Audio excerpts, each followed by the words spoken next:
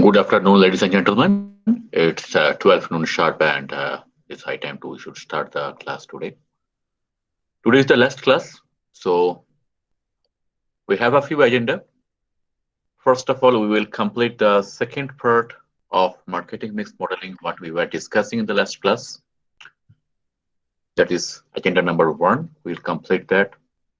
Agenda number two, I'm going to discuss with you what's the assignment you are supposed to submit for the evaluation of 40 marks. Number three is I'm going to walk you through the different sections, the different areas that have been covered till today. Last but not the least, the fourth agenda is taking the questions from you and clarify all your doubts for the entire 8 classes, not only about today's session. So that's the agenda for the day. Let's start with the first one.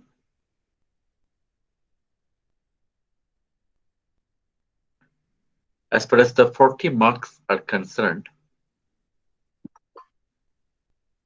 I expect you to complete a project. The projects are individual and not teamwork.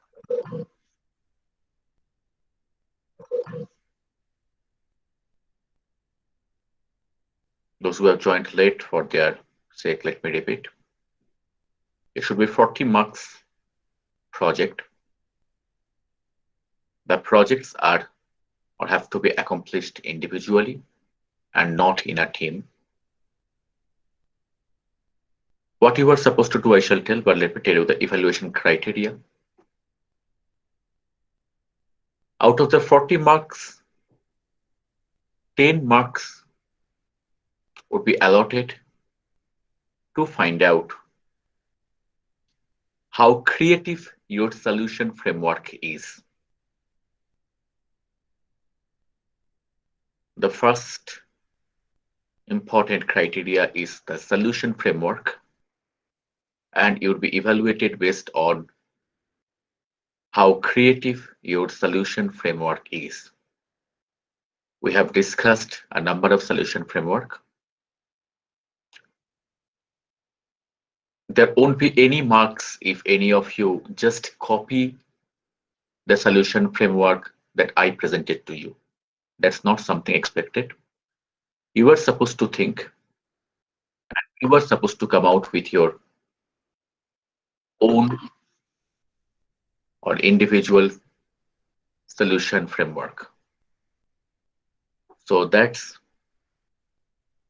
the first part of the evaluation criteria. The second evaluation criteria comprises 20 marks. In the 20 marks, you are supposed to discuss, elaborate, and most importantly, you have to give the evidence to me. You have to share the evidence with me that you have really done the work. And how you can give that? If you are doing it any open-end software like R or Python, you can always share the codes with me as an appendix to the project, not within the project.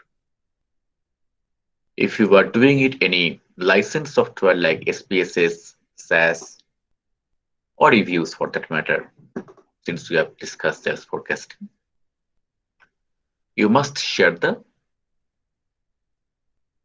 project output, the tables, the charts that come out of the project output. So that's your model development skill would be tested, which of course comprise your data cleaning skill as well. I'm not allocating any separate marks or separate criteria for that purpose, but that's been taken care because your model won't be good if the data has not been cleaned. So how sophisticated your model is, the predicting power, the outputs, table, charts, graphs that I'm going to check, and that's 20 marks. And the last 10 marks out of the 40 marks is how you are presenting the result. You assume that I am your client. You assume that I'm a business client and not a kind of professor of a school. You are presenting it to a business guy and then present your results, the entire statistical aspects from a business perspective. For instance, how much ROI the project is going to deliver, or how easy it is to go through the user interface that you have developed. Maybe you can create a kind of mock user interface. Even for that purpose, you can download the Tableau Student Edition, which is absolutely free. And using Tableau is a child's play. Even a class 4 student can use it. It's so easy to use. You have to just drag and drop and create the charts and graphs, no big deal.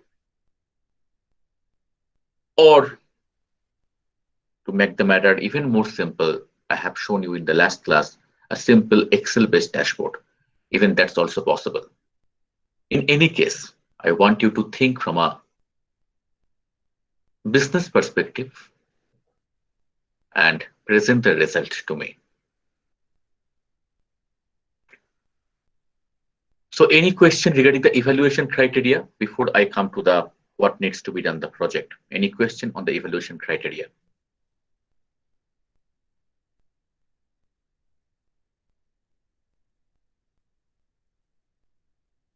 Okay, if there is no question on the evaluation criteria, let me come to the project part. So in the project part, 10 marks, sorry, somebody mentioned something here. Kriti mentioned, okay.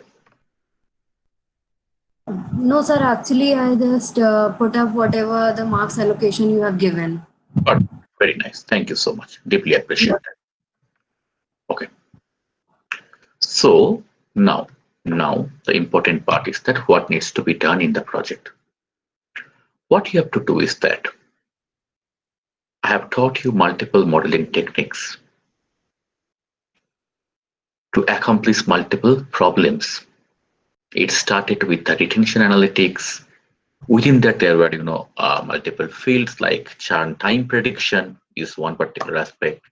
Maybe the churn scoring is another aspect. I taught you the segmentation. I taught you target marketing through propensity modeling. I taught you recommendation engine.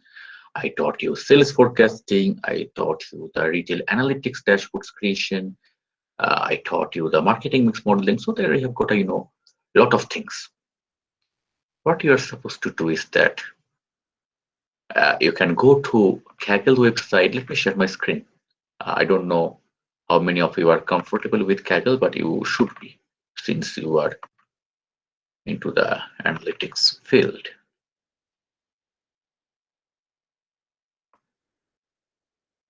I hope you can see my screen, right? I hope you can see my screen. Can you please confirm? Yes, sir. Yes, sir. Yes, sir. Perfect. So I also assume that you have tried your hands in Kaggle. If not, this is the high time you should. Not that everything falls under the scope, not that every dataset falls under the scope of these 8 sessions, which I completely agree. Like handwriting recognition doesn't fall under the scope because that requires the computer vision, other techniques, or AR XIV dataset. But sales of summer clothes in e-commerce, that very much comes under the ambit of what we did. Or heart failure prediction. I've taught you prediction, like regression techniques also. So go through it, go through the data sets. There are hundreds of data sets here, hundreds. There is no dearth of data. It's a student recommendation challenge. Take it. And two things here. Sorry. Number one is that already there are codes available here, discussions available here. Codes are available in the GitHub files. Honestly, I know every code of every project like the palm of my hand or like my fingertip. So don't try to copy paste. If I find anything has been copy pasted, big zero. Chicago crime. I did by myself. And in most of these competitions, I have been invited to judge, both in US and in Europe. So I know the kind of codes that get submitted, who have developed the code. I even mentored many of the teams who accomplished this kind of projects. So don't try to copy paste the codes. Ideas you can borrow. Ideas is fine, but don't copy paste the codes. Repeatedly, I'm saying, number one. Number two, since you don't have any dearth of data sets, there's absolutely no dearth of data sets. I don't want any repetition of projects. No two persons should accomplish the same project. If you still feel, if any of you still feel that this is not sufficient, this number of data sets are not sufficient, though they are very much sufficient. But if you would like to try something else, as I mentioned, there are hundreds of data sets already here. You can come to other data sets like mall customer data sets. So this is the medium.com. Those who have studied Medium, those who study or go through Medium, you can come here, you can come to mall customer data set, and you can take this one. That is again from Kaggle, but that's something very interesting. Or you can take the UCI machine learning repository. Again, there are so many data sets here. But what I would suggest you, restrict your movement to Kaggle only. Kaggle has got enough data sets, and I want to see some real good stuffs from you. Real good stuffs. Okay, any questions now regarding the project? Any questions regarding the project? Any question?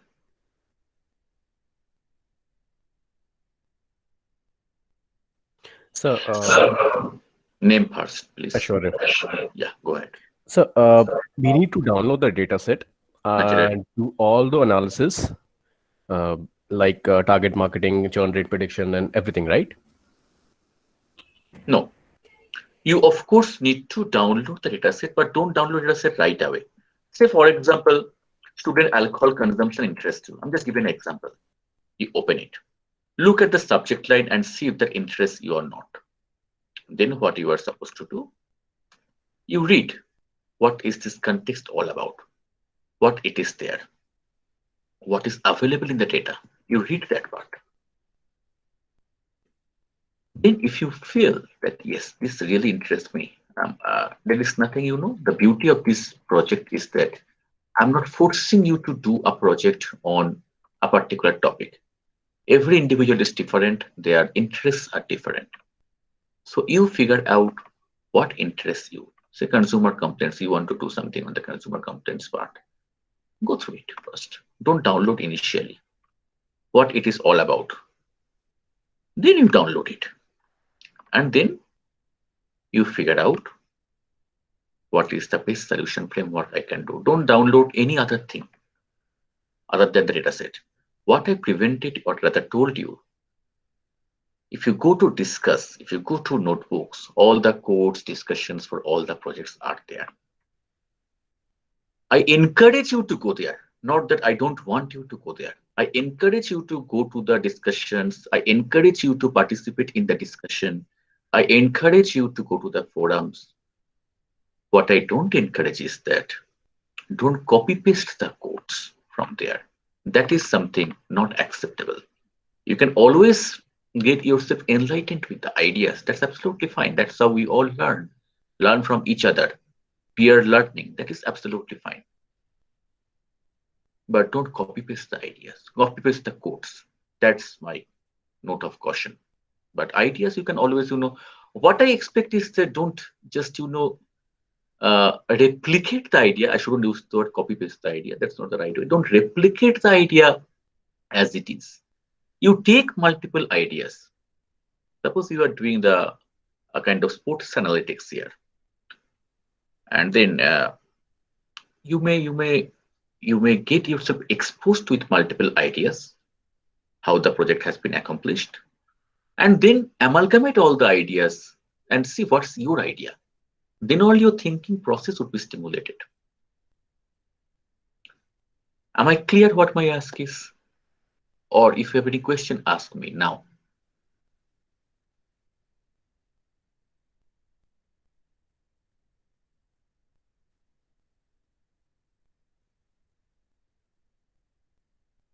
If you have any question, ask me now.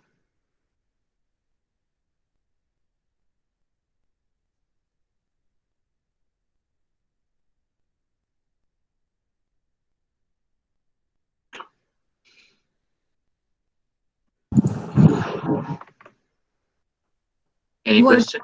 Yeah. Yeah. What is the deadline of this project? What's your name, please? Akriti. Yeah, Akriti. I expect students to. When is your term going to end, by the way? 15th. 15th of September. 15th of September. Yes, sir. Yes, sir. Let it be 15th. Okay. 15 days, good enough. Good enough. Right. Yeah. Yes, sir.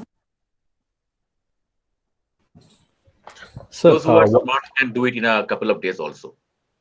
Yeah. so in the end, do we need to make a PPT out of it and explain Exactly. you? Exactly. That's what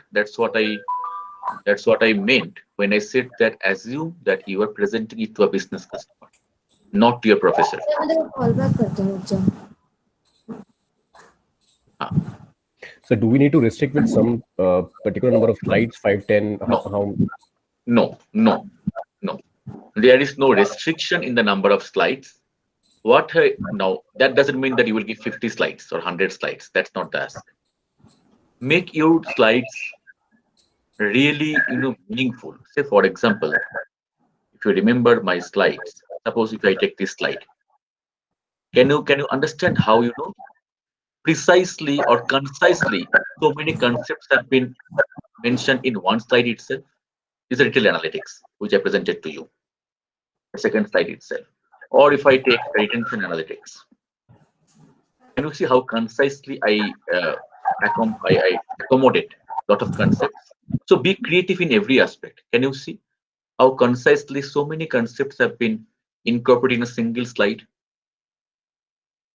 Now somebody may take even 20 slides to express this part, or another 10 slides for this part.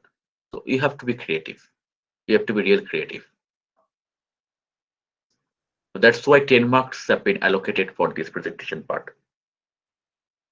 Because I want you to think the way a business, suppose you are an organization, you are going to present to a C-suite, the CEO, CXO, CFO, CMO, CIO, and how will you present?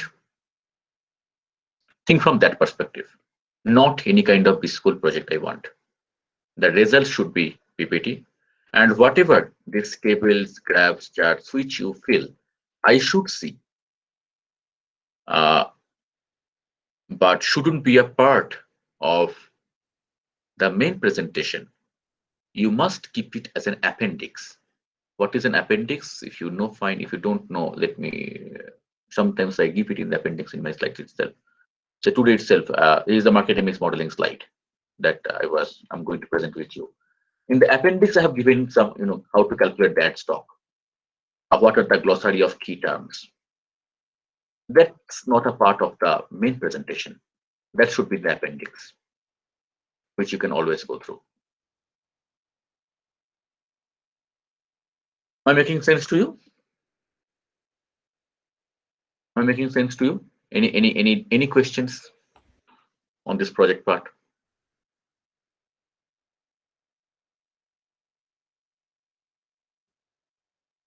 Any So question? one more.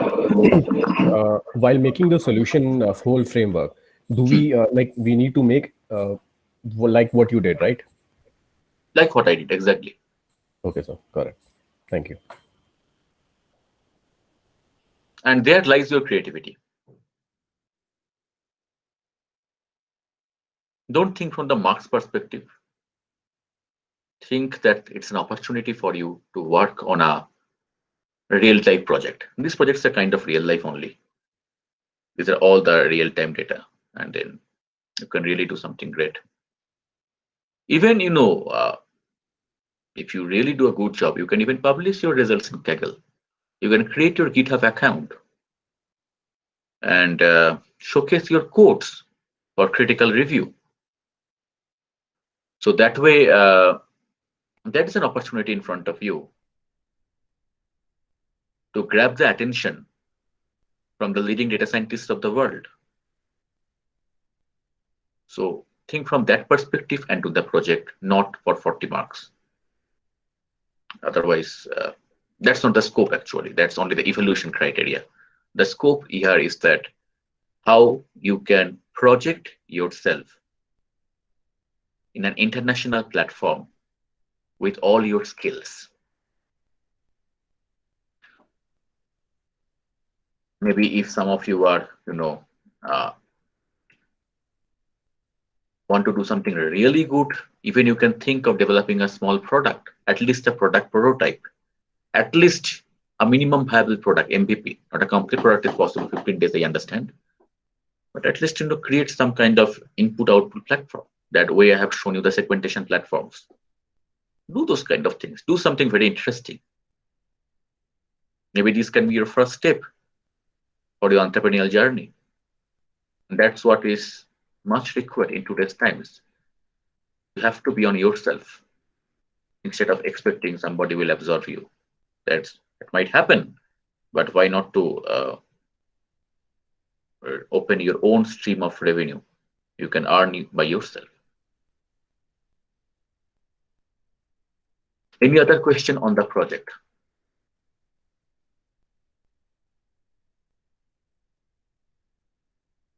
And you will find a lot of Indians here. Top women chess players, Vikas Oja, Ashwini Kumar for consumer complaints. A lot of Indian folks are here. Indians are doing really great. Indians and Chinese are doing really great. Data science space. Vidya. So yeah, do it. I'm sure you will enjoy it. Last time asking any other question, then I shall move to the next part. Next part is the MMM part. Okay, so I assume there are no questions. So let me do a quick recapitulation. I found many students were there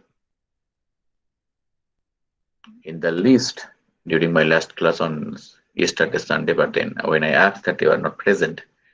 So let me do a quick recapitulation, especially for them what we did. I discussed initially what is marketing mix modeling. I discussed what are the key deliverables for a marketing mix model. And in the meantime, feel free to stop me. If any of you have any questions, even in the recapitulation part, ask me. Because if you don't ask me, I assume that you understand. So if my assumption is incorrect, just intervene. These are the key deliverables. And then these are the kind of dependent variable we discussed. Then we came to this. This data set we came. These are the variables. We have got one dependent variable, and then we have got another 6 independent variables. What we did first was a kind of correlation result to feel the pulse that whether we have taken a good set of data or not. We found that, and why it was required, I discussed that unless the variables are having a relationship with the dependent variable. Unless they don't have it, they cannot leave an impact. They have to have some relationship, positive, negative, but they have to have some relationship. If they don't have any relationship at all, one cannot leave an impact on the other. As simple as that. So from that perspective, we checked the correlation, the DV and this at the IFUs. We found that it's a reasonably expecting this one, except this one, which is insignificant also. Except this one, we found that the list is pretty comprehensive in the sense that there is a decent amount of correlation with the cells. So we have taken a good set of variables. Then what we did a quick regression first. We took, so what was the first thing to check? What I discussed yesterday was that among the 6 variables, whether all the 6 variables are leaving an impact or a few of them, some of them are leaving an impact. That is the first thing to check. Even before figuring out what is the impact, even before figuring out that thing. So what we did is that we did a quick sanity check through a t-test and significant value.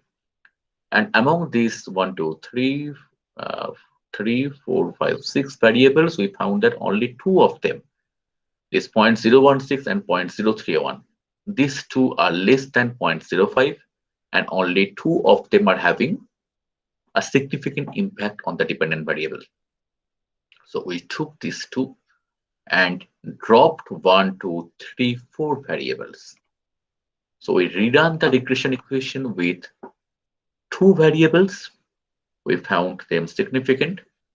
Then we checked the ANOVA result. This is the t-test result. The hypothesis I discussed was that beta 1 equals to 0, beta 1 is not equal to 0. So when the value is less than 0.05, I reject the null hypothesis. That means beta 1 equals to 0, I'm rejecting. That means I'm accepting beta 1 is not equal to 0. That means beta 1 is the coefficient that is not equal to 0. That means this particular variable has got some impact. Am I making sense to all of you? Any doubt as of now, what I discussed? Any questions?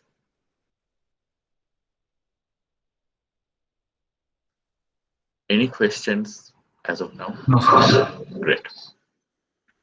Okay, then ANOVA. We need to check that whether these variables, all of them variables taken together, are they leaving an impact or not? So simple, beta 1 equals to beta 2 equals to 0, and at least one beta is, or at least one variable is different from 0. I assume you have done ANOVA at first, so I'm not teaching you how to do ANOVA. And then we check the adjusted R-square value. 95.3% is the reattributable power. So 95.3%, that means these 2 variables alone, nothing else, only these 2 variables can explain 95.3% of the variation in cells. That's the meaning of the word adjusted R-square. It's the predictive power of your model, how accurate your model is. It is 95% accurate. That's quite a good thing.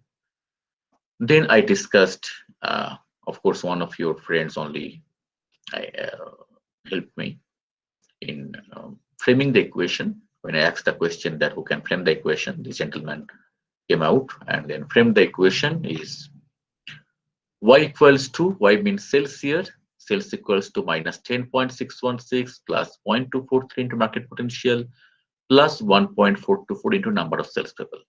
So that's the equation we framed.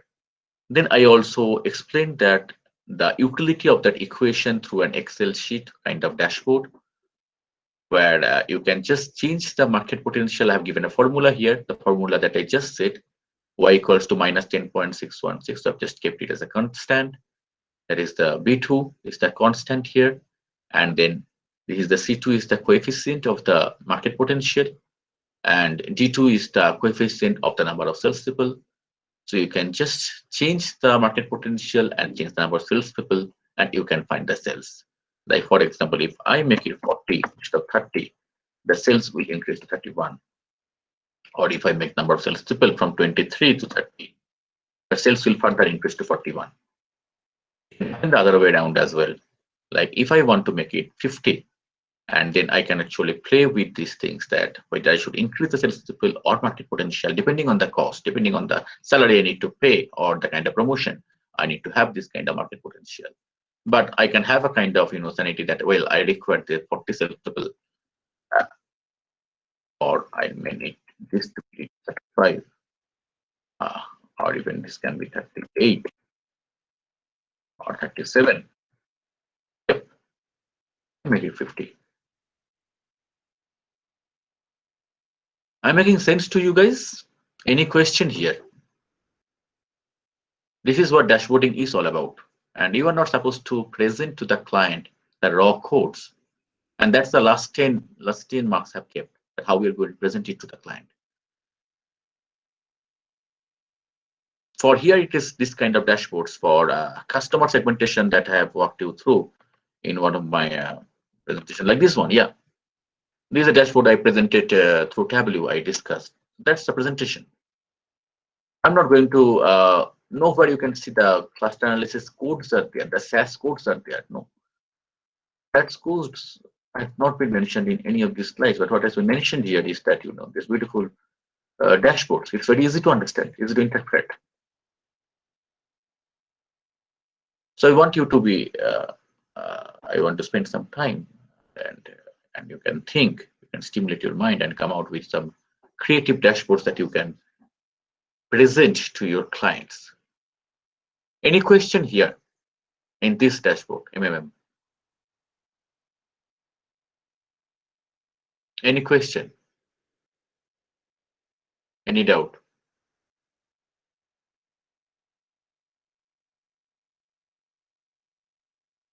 Okay, if not, let's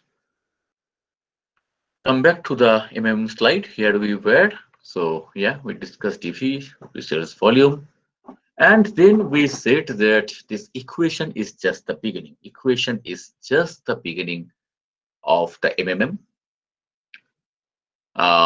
We do a lot of things on the top of this equation. So the first thing that I discussed is the decomposition of the cells. So what is decomposition? We get the coefficients from the equation. We have got the, and don't think that this only for TV. It can be for print media. It can be for any of the promotions for that matter. It can be Facebook spends. It can be Facebook impressions. It can be YouTube clicks, YouTube skippable ads, YouTube non-skippable ads, any of them for that matter.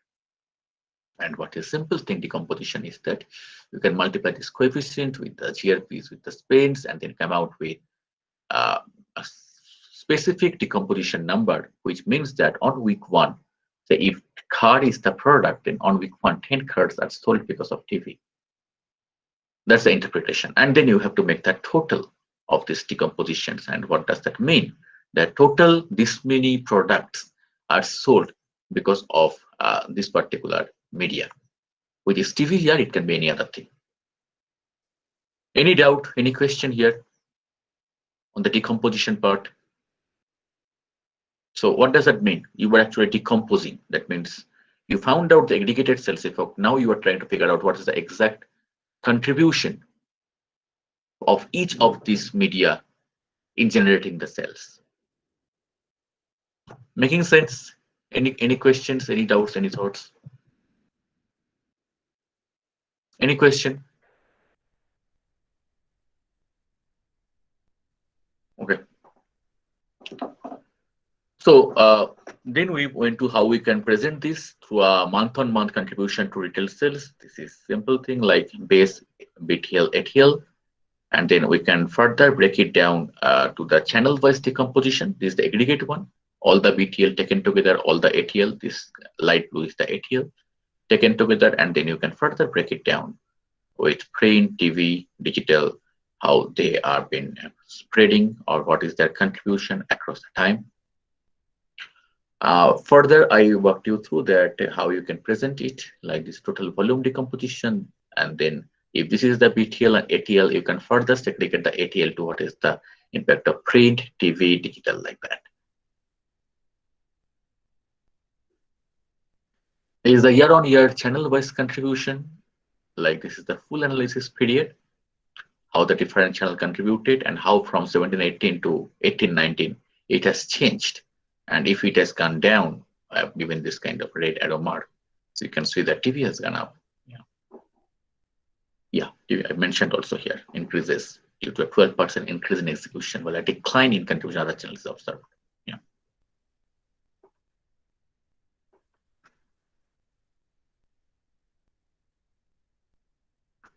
Okay. So next chart that I discussed with you is that there was the volume duties that depicts the source of growth in retail sales.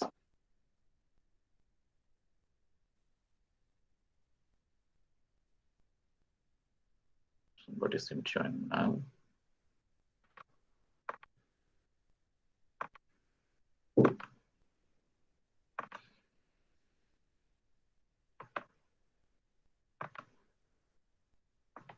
Yeah.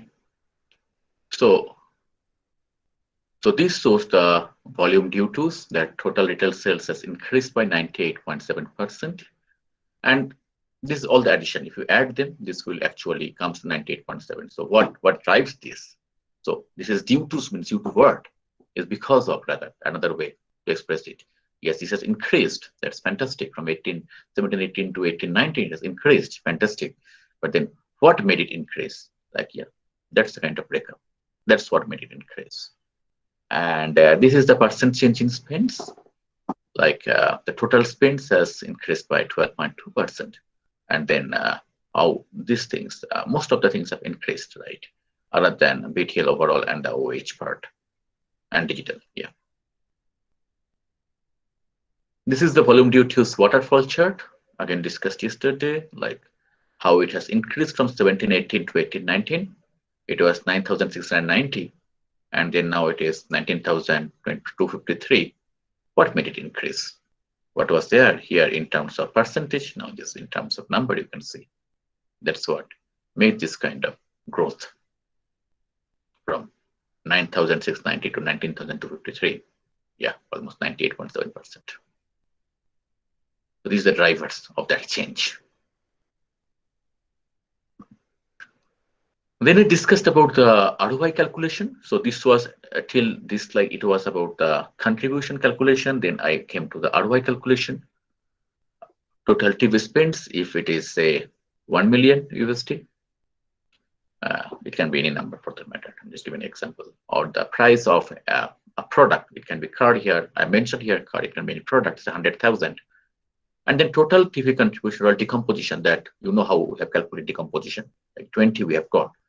ROI is simple, you know what you are getting, but by divided by what you are spending. So what you are getting is total contribution multiplied by average price. Total contribution multiplied by average price, 100,000 into 20. And then if that has been divided by what you are spending out of it, 1 million USD, the ROI is simply 2. That's the calculation of ROI. And then the question is that what do I do with that?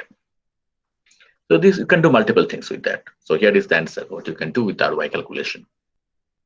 Like you can come out with the AOBTL, the BTL overall, CRM overall, OH, print, TV, digital overall, AOBTL. So you can actually map the spends, and then ROI greater than 1 indicates the break-even has been achieved, and even finding that great ROI is given by the AOBTL, the CRM, and the 37.4 is the AOBTL. So quite high ROI they are giving. TV is falling short because you know the spend is pretty high for TV. Despite the fact the spend is high on print, 6.3 is the ROI. Quite good, yeah. So we will see about this part spend, and that's what here it is. We are taking the 3 parameters together. Like here I have taken the percent volume contribution, ROI on the y-axis. These are the x and y-axis, contribution, ROI, and then the spend I have taken in the as the bubble size. Like so print is quite big, right? That's what I was just saying here. Look at the volume. That's what the spend of the print is. So that's how we, try to map the 3 things in one chart. And the 4th part is more strategic. As I discussed that, we see what kind of, we divide this entire space into 4 quadrants, and we see that what kind of strategies are best fit Like if something is in the both in the low zone, low ROI and low volume contribution, like which you have to evaluate, we have to really think that how can I optimize it? How can I push it from the low volume contribution to at least high ROI? And if at all you find that it's not possible, then it makes all the strategic sense to pull out the money here and pump the money to those guys who are in the maintain quadrant. I hope I'm making sense, right? I discussed this yesterday. I'm just repeating myself, and it's very important. It's very important because this slide. This is a kind of slide for managerial decision, and you are not just living. You are not just living. Developing the equation or that dashboard that I've shown through Excel. You are just helping them that how to allocate the budget. What is the kind of different performance? This is actually a performance landscape, performance of each of your media. And then whether you will maintain that, you will really evaluate, what kind of strategies you will take to bring from maintain to optimize, evaluate to optimize, that you have to really think of. This is a very important part is that advertising lag and decay effect. Decay effect of ad stuff eventually reduces awareness to its base level. So that's how it goes. Again, it picks up if the advertisement comes. So there are mathematical models for that. Not going into the details, because all the things, all the mathematical models might not be required for you at this stage. Once you learn the basics, when you are very thorough, then all these advanced stuffs will come.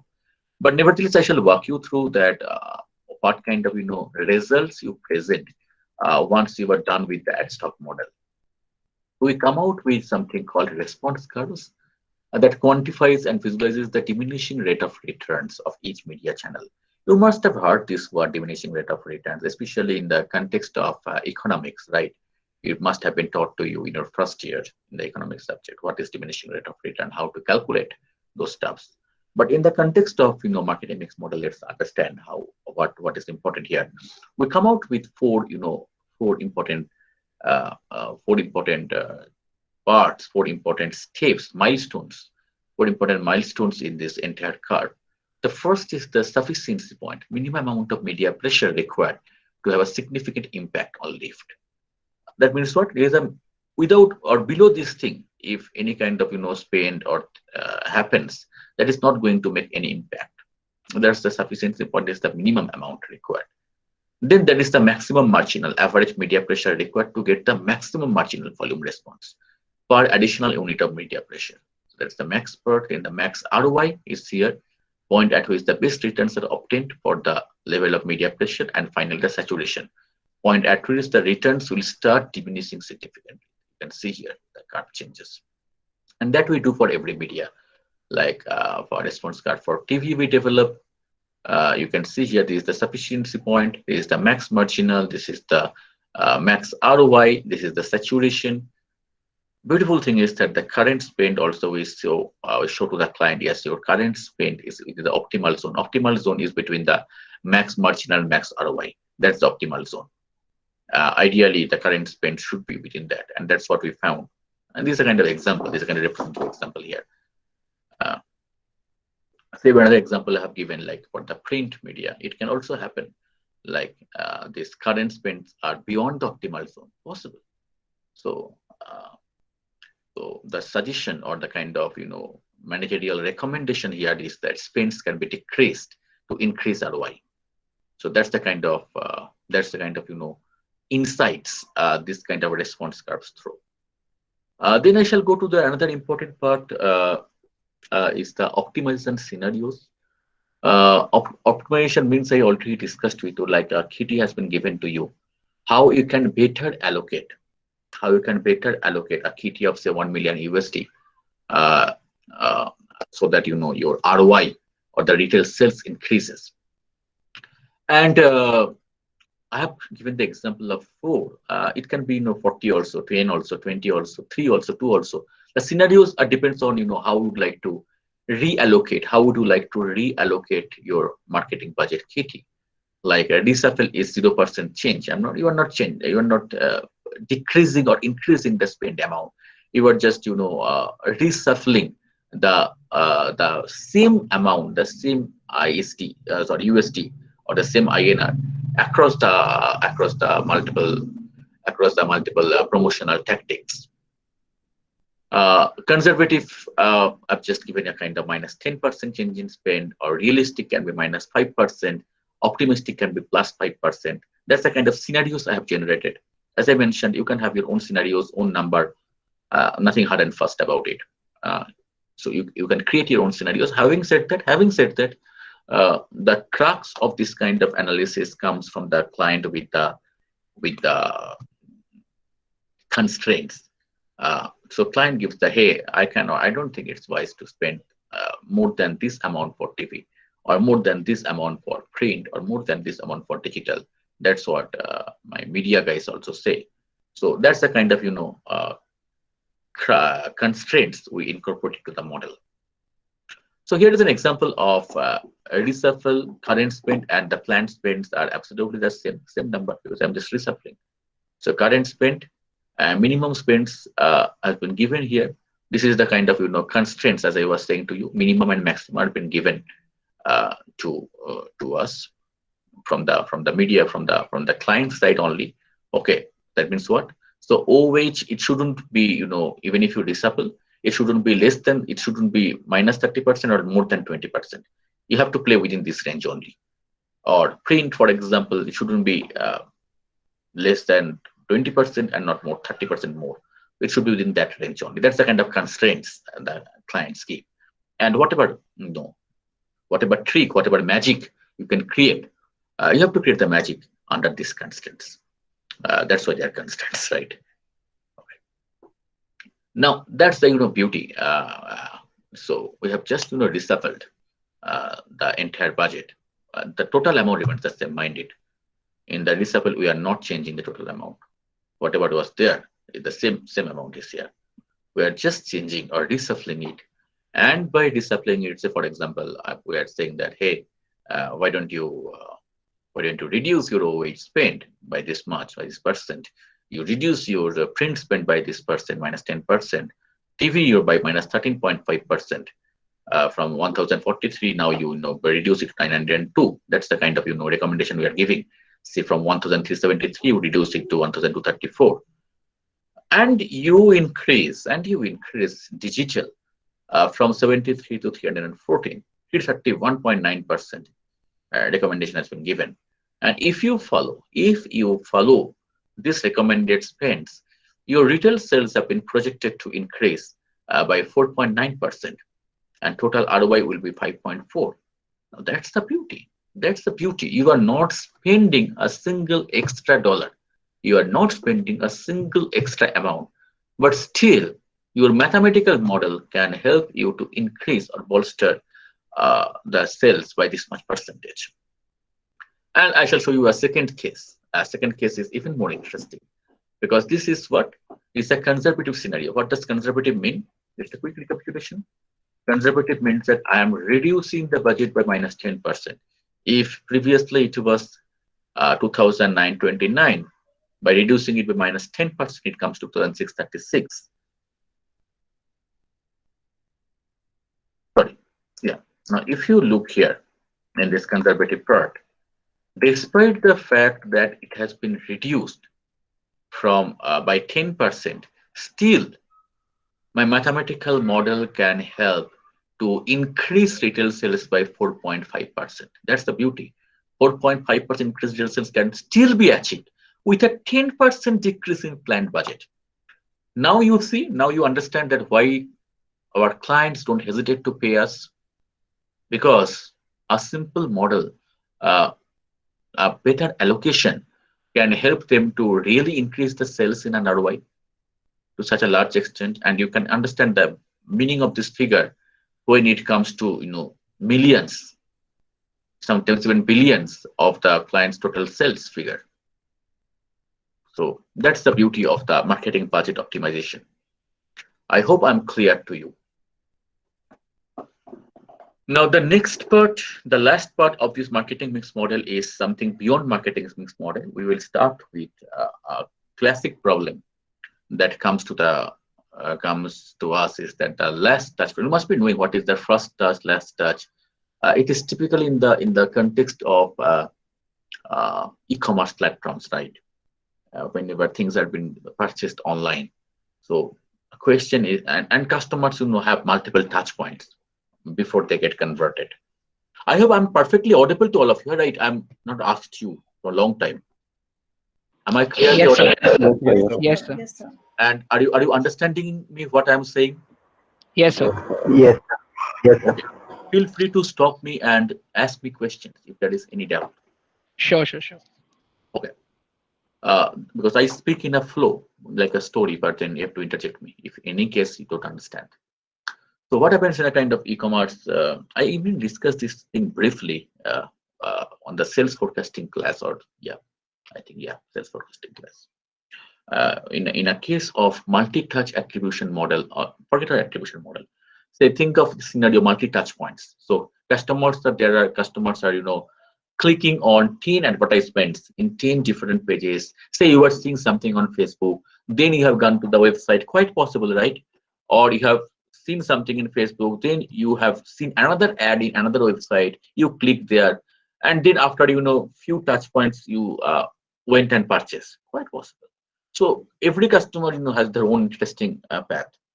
Now the question here is $1 million question rather here is that where should I give the maximum value or attribute? That's the meaning of the word attribution. Where should I attribute the success of this conversion? Is it the first touch point where the customer clicked first, or the last, or equal, or how? That's the question. So if you just Google this first touch, last touch, you will find that there are so many papers, so many schools of thoughts are there, and people came out with some interesting formula. But is the problem clear to all of you? Is the problem understood by you? What is the problem? Yes, sir. Perfect.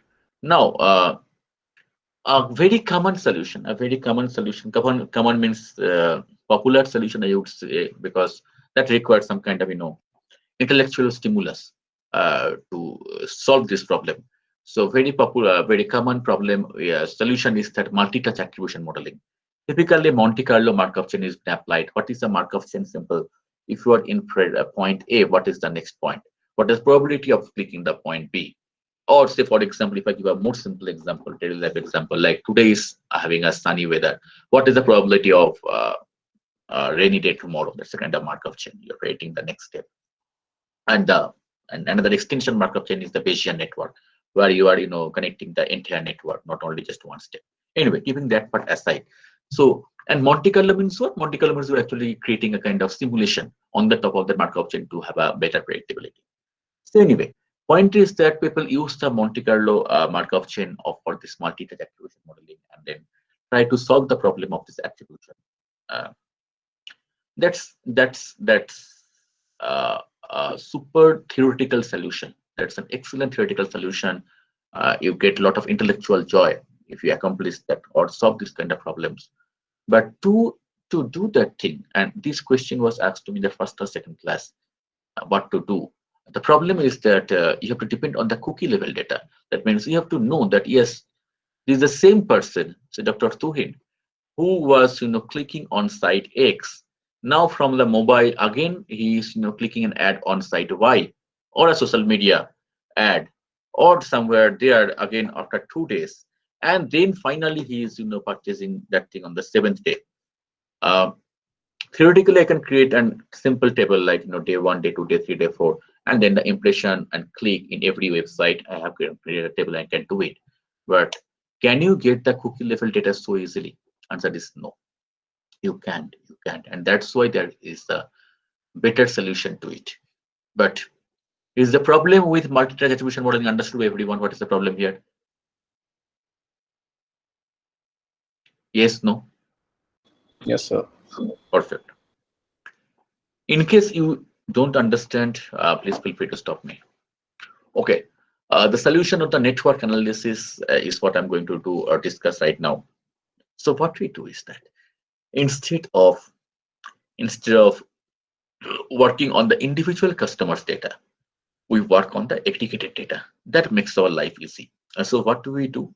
Look at this, simple diagram. And this is the kind of creativity I want in your slides.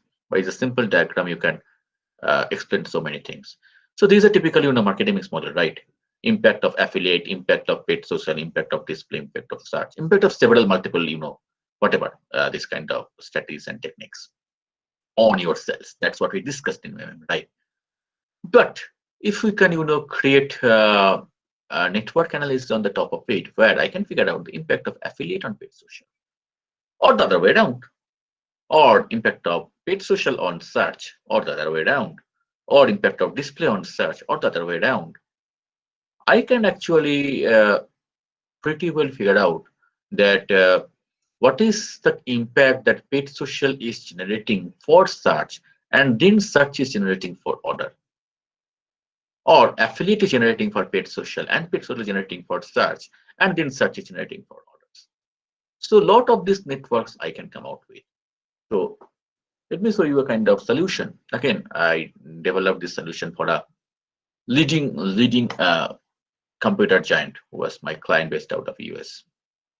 And what we did was that, and I kept it, just to make the matter simple, I kept it only for two media, not more than, but you can have it with 200 also, doesn't matter. So a simple MMM, we all know what is MMM by now, right? So DV is sales volume, IV is paid social, and ACM. So contribution of ACM is 16.5%. You know what is the meaning of word contribution also by now, because I've taught you decomposition, and from decomposition you get the contribution, right? So contribution of ACM is this much, and contribution of paid social is this much, and base is 79%. Now I'm doing a kind of network analysis as a second step. So where my dependent variable is ACM impression and IV is paid social. So what does that mean? That some of the folks who see on the ad on Facebook or any of the other social media, from that click, they go to ACM, and then ACM again, generate the sales. So let's try to understand this path from paid social to ACM. So when we regressed paid social on ACM, we found out that 22% of all ACM is contributed by paid social. That's a very interesting revelation. So then what we do, we kind of reattribute it. What is reattribution? Reattribution means that, so right contribution of paid social is what? Then 22% of 16.5%, because 22% of ACM has been driven by paid social. That's what we have found out. And 16.5% is the contribution of ACM on sales. So 22% of 16.5% plus 4.6%, which is the original impact of paid social. Then the right contribution is 8.2%. So MMM alone doesn't give you the right thing. So on the top of that, I'm adding one more model. And then if you add that model, your actual contribution goes up by 78%. That means why it is very important for you? For the simple reason, how much budget allocation, right? If you feel it is only giving you, say, 4.6%, it will allocate a very small amount, right? But somewhere at the back of your mind, no. Paid social is not that unimportant. It has its importance, right? But I'm not able to track it, because paid social might not generate my sales directly, but paid social might be generating the traffic to some other media tactics. And that media tactics in turn might generate the sales. So if you can track the impact of paid social on any other media tactic, I have just in the this is the ACM, but it can be anything else. And then this is the kind of right attention. So what will happen to the search engine, the ACM part? So it will be 1 minus this base I have done 79% plus paid social, which is 8.2%. We have found it here. That would be 13%. So initially I thought, okay, this should be 16.5% ACM contribution, but then actually it reduces to 13%, a reduction of 21%. Always think these numbers in terms of the marketing dollar, the spends, or how much budget they should allocate. If you understand that, you will see that what's the huge difference that's going to have in the budget allocation part, because you are doing the right attribution. Am I making sense to you guys? Any questions here? Any questions? And these kind of solutions are not been, given off the cuff. This is not a standard MMM. So you have to be really creative. You won't find this kind of solution anywhere in any kind of books or blogs. You have to be creative to come out with this kind of solution. If you remember, on the very first or second day, I told you that the CEO of that bank, Southeast Asian Bank, told us, like, how can I, segment the new customers, but I don't have any transactional data. So we just, added the results of cluster analysis as the levels of the dependent variable of a decision tree. So that's a creative solution. These also kind of creative solutions. So, and you have to be really, you have to be a kind of really a thinking person to come out with the solution. That's what I want you to be. I don't want you to be a mechanical R coder or Python coder. No big deal for that part. And it is an area of automation. You must be knowing. Even data science is getting automated. So anything what you feel that what you are writing or coding, and you cannot earn your bread and butter for a long time because that can be automated like this. What cannot be automated so easily is that your original thinking that cannot be replicated. But any other thing can easily be automated, replicated. The machine can do it, and then you'll be out of the job. That's what is happening across the globe, not only in our data science space, anywhere and everywhere in all the sectors. That's why I always, emphasize on this creative thinking that cannot be replicated. You are an original thinker, unique thinker. Anyway, coming back to this slide. Any question on this slide?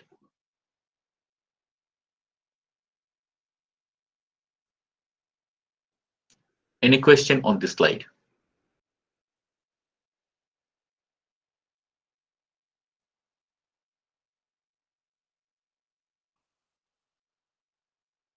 Understood or not understood? Tell me something. Yes, sir.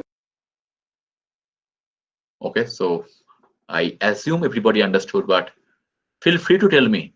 It is actually difficult for me to believe that everyone out of 50 students understood this slide at one shot. It is not rocket science, I know, but then still you could ask me. Last time asking any other question. Anybody has any question on this slide? Okay, if not, let me close MMM here and let me do our last 15 minutes left. We'll do a quick recapitulations of all the things that we have done from the very first day. We started with, and here also, if you have any question, feel free to ask me. So the first day we started with the business conservation retention analytics. We discussed about why retention analytics matters. This is a creative solution framework. This is what I emphasize, that you are supposed to come out with this kind of solution framework.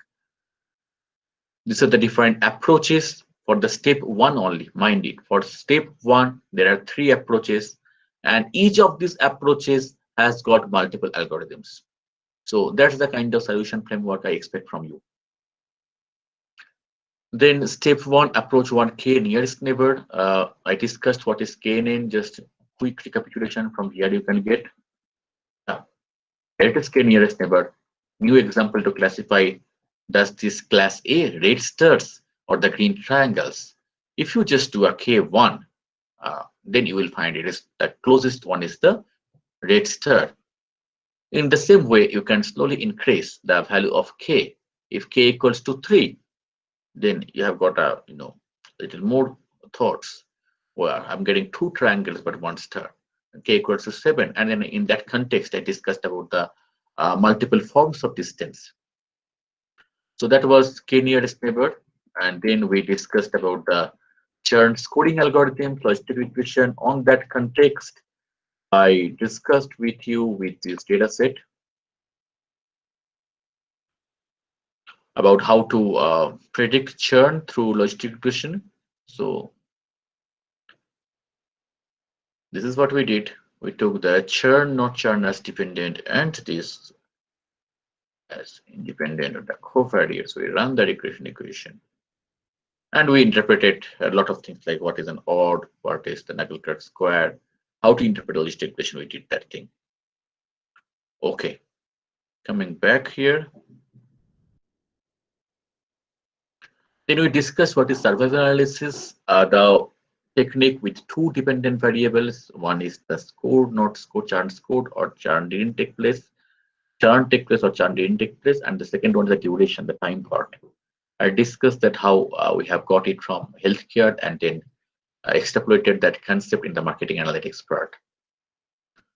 So that's about, and then we discussed about the customer lifetime value, the LSTM part. And on that context, I discussed about what are the deep learning frameworks and request you to study by yourself and come back to me if any questions there. But I discussed with you what is how the concept evolved, like simple neural network, what was there, now how it has become deep learning neural network, and then what is LSTM. All those things have been discussed. And finally, I emphasized on this the dashboard part, that what kind of information you can provide and what kind of benefits the client is going to have, like send offer straight away. That's the kind of dashboard. After that, I came to this churn segmentation slide where I discussed with you about that project accomplished in Southeast Asia, and then how you can present these dashboards, present the information through Tableau dashboards, and that becomes very meaningful. And here is that slide what I was saying, that how I incorporated the results of cluster analysis in a decision tree, and then that generated the results, cool business rules it generated. So that's about the segmentation part. Then came the target marketing part, where I discussed primarily two things. First one is propensity modeling, and the second one is uplift modeling. Propensity modeling, can you classify what is the probability of purchase? That was the primary thing. And then low probability, medium probability, high probability, as simple as that. And then the uplift modeling is something more than that, where before discussing that, I gave the concept of lift. What is the concept of lift? What is an example of lift?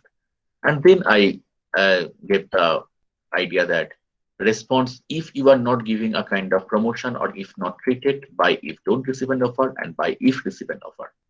So there are some customers who are kind of sure things, they in any case will purchase. Then there are some customers who are do not disturb. If you give them an offer, they may shy away. Then there are some customers who in any case will not purchase, that the lost causes. And then there are some customers who will not purchase unless you give them an offer. They are the persuadables. So that's the uplift modeling part I discussed. Then came the recommendation engine. So I discussed the content-based recommendation, like the person who has purchased this one and these two products are similar, then you can recommend this product to this guy.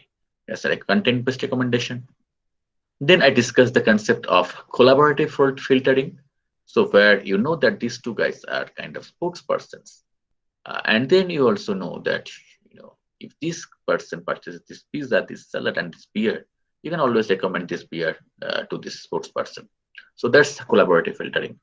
And I also, asked you and then discussed subsequently that the prerequisites of doing this kind of analysis is the segmentation. Unless you don't figure out the similarity between these two guys, you cannot do collaborative filtering. How will you understand that these two guys are similar? So that's collaborative content, collaborative and content.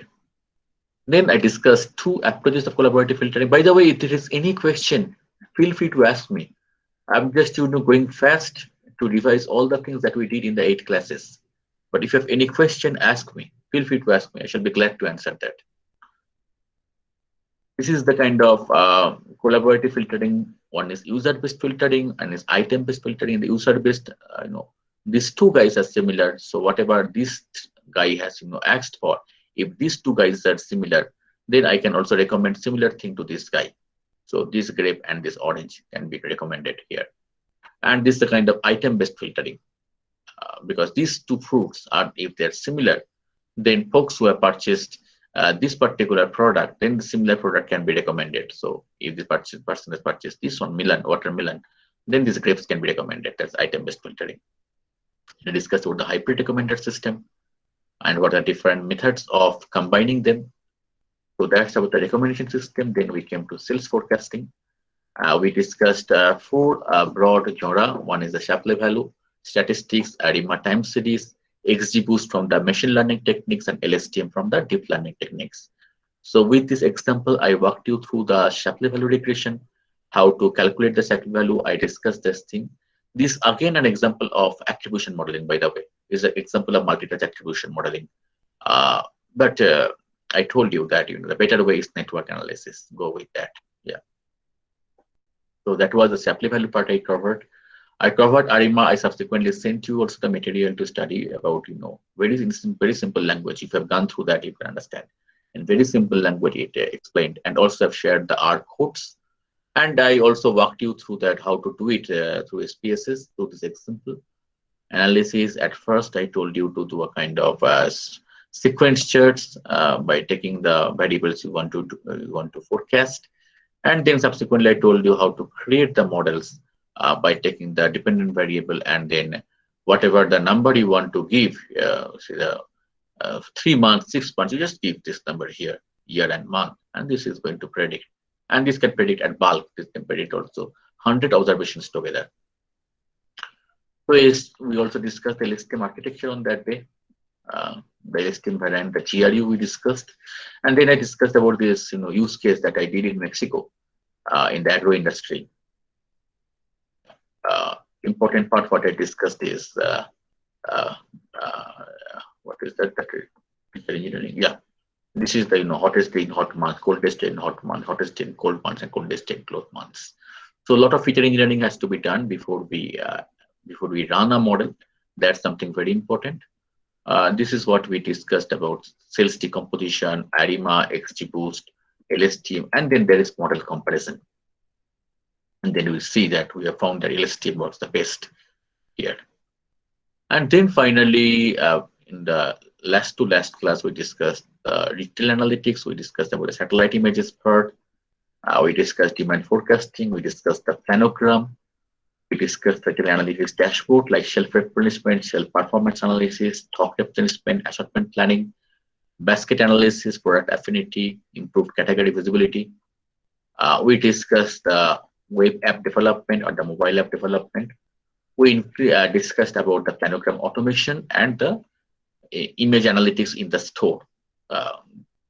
And finally, the beacon analytics part.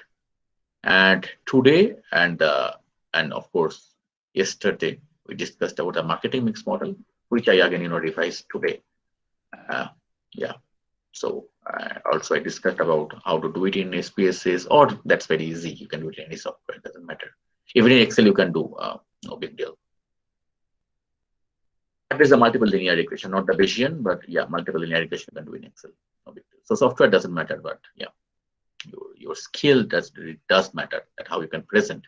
Even this kind of charts can be created in Excel, or yeah, but can you do it? That's the question. Yeah. Okay, folks. So any question before we end the session? Any question? Any doubts? If any doubt, you can go to the glossary terms. I'm going to share this deck with you today itself.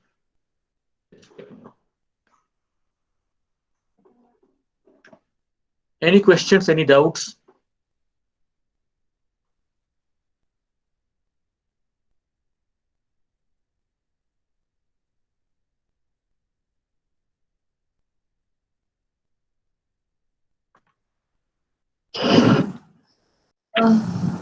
Yes, sir.